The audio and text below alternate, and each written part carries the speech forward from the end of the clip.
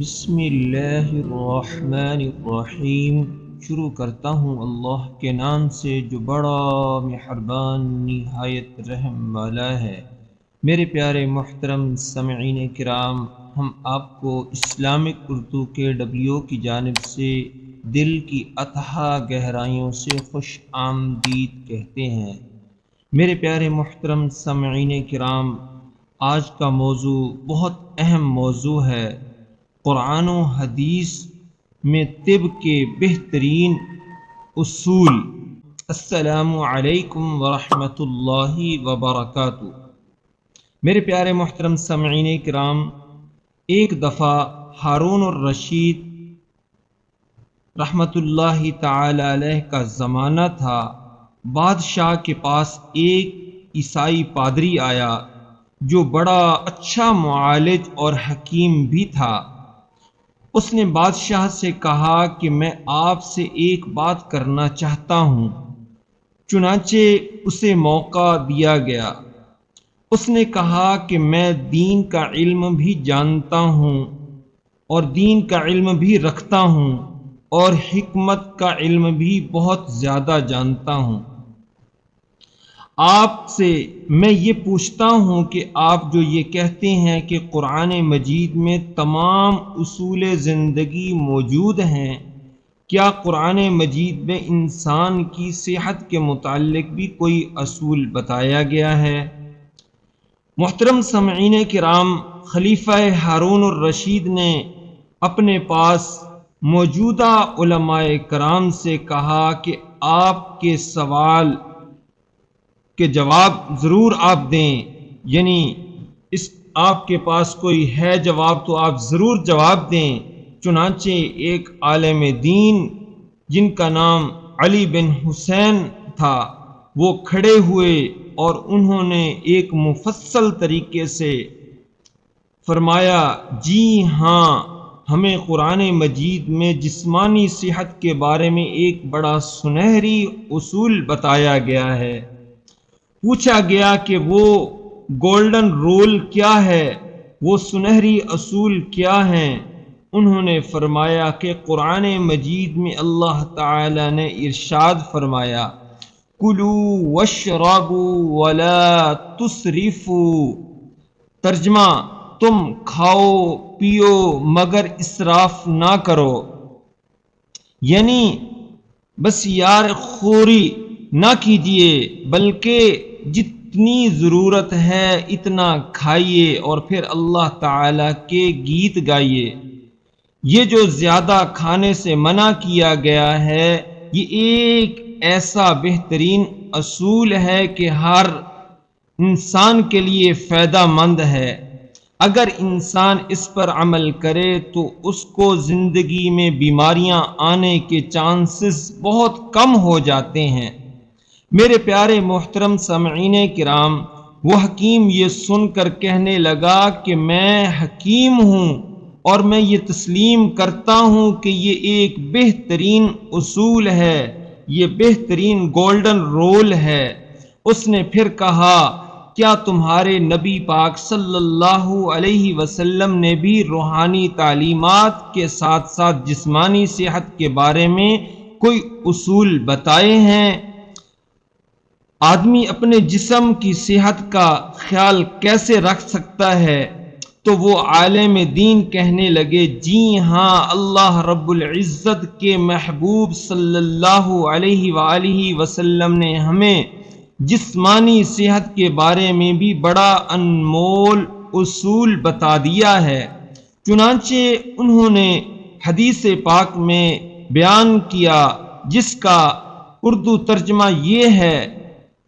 محترم سامعین کرام، معدہ، حدیث شریف کا یہ مفہوم ہے کہ معدہ تمام بیماریوں کی بنیاد ہے۔ تم جسم کو وہ دو جس کی اس کو ضرورت ہے، اور پرہیز علاج سے بہتر ہے۔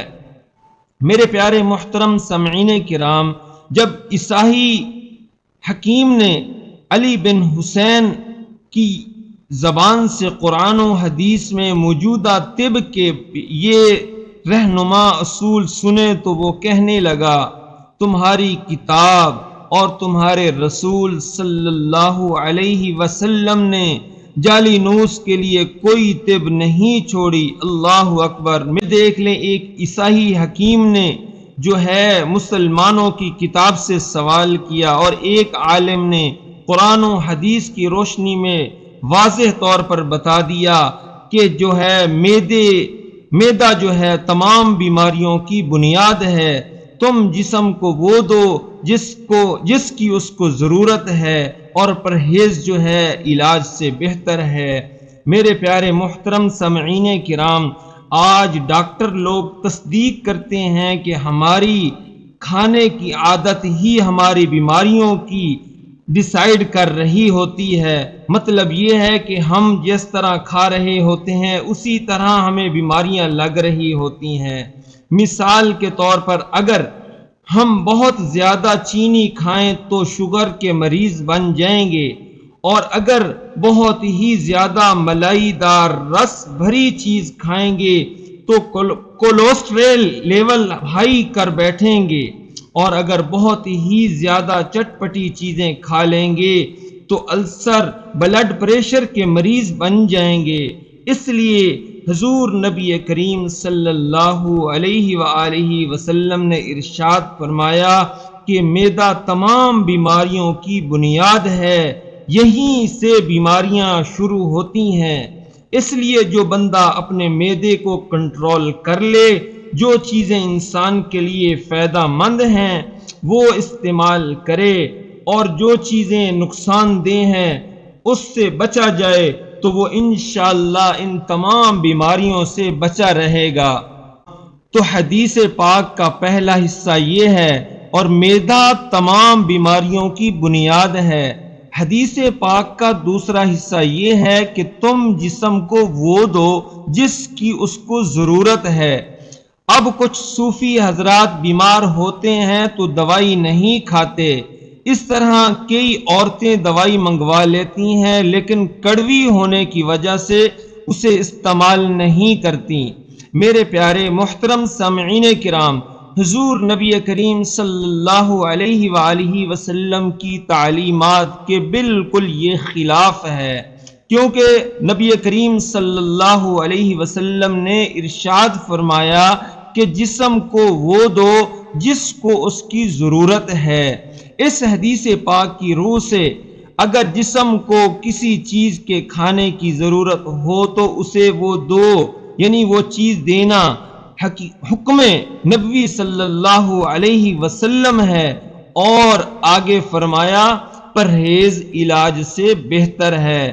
محترم سامعین کرام، دیکھیں قرآن اور حدیث سے کتنی ہمیں پیاری پیاری باتیں ملتی ہیں کہ ایک عیسائی آدمی جو ہے اس کو تسلیم کر رہا ہے کہ کہتا ہے کہ قرآن اور حدیث میں بالکل صحیح بات لکھی ہوئی ہے۔ اس کے بعد محترم سامعین کرام، آج ہم اس معاملے میں بہت ہی زیادہ سستی کے مرتکب ہوتے ہیں، جہاں آپ دیکھیں کہ دسترخوان پر کسی نے سویٹس یعنی میٹھی ڈش کی طرف ہاتھ بڑھا دیا تو آپ اس وقت سمجھ لیں کہ یہ آدمی شوگر کا مریض ہے۔ لوگ پراٹھے کھائیں گے، ان کی شریانیں بھی بند ہوں گی، پھر کہیں گے کہ اللہ مالک ہے۔ نہیں میرے بھائیوں، اللہ پر توکل اس طرح نہیں کیا جاتا۔ میرے پیارے محترم سامعین کرام، اللہ تعالی تو مالک ہے، لیکن پروردگار نے عقل بھی تو دیا ہے، استعمال کرنے کے لیے عقل دی ہے۔ جب عقل بتا رہی ہے کہ میں مریض ہوں، مجھے مٹھائی سے منع کیا گیا ہے، تو مجھے رک جانا چاہیے۔ لوگ اس کو توکل سمجھتے ہیں، حالانکہ یہ بالکل گناہ ہے۔ میرے پیارے محترم سامعین کرام، یاد رکھیں کہ جس بندے کو ڈاکٹر کسی چیز سے منع کریں اور کہیں کہ یہ تمہارے جسم کے لیے نقصان دہ چیز ہے، وہ اس کو کھا کر توکل کا مظاہرہ نہ کرے، بالکل اس پر یقین نہ کرے کہ اللہ تعالی خیر کرے گا، اللہ تعالی شفا دے گا۔ نہیں، جو اللہ تعالی اور قرآن و حدیث کی روشنی سے یہ ثابت ہوتا ہے، اور ایک عیسائی حکیم یہ کہہ رہا ہے کہ قرآن و حدیث میں جو بات ہے وہ صحیح ہے اور سچ ہے اور اس پر عمل کرنا چاہیے، تب ہماری صحتیں ٹھیک ہوں گی۔ اور حدیث شریف کا جو مفہوم ہے پرہیز جو ہے یہ بیماری کا بہت بڑا ایک بنیادی چیز ہے۔ اگر ہم پرہیز کر لیں تو ہم کافی ساری بیماریوں سے بچ سکتے ہیں۔ میرے پیارے محترم سامعین کرام، امید ہے آج کی ہماری یہ ویڈیو آپ کو پسند آئی ہوگی۔ ہمارے اس چینل اسلامک اردو KW کو آپ سبسکرائب کر دیں اور ویڈیو کو لائک کر دیں، اچھا سا کمنٹس کر دیں۔ وآخر دعوانا ان الحمد للہ رب العالمین۔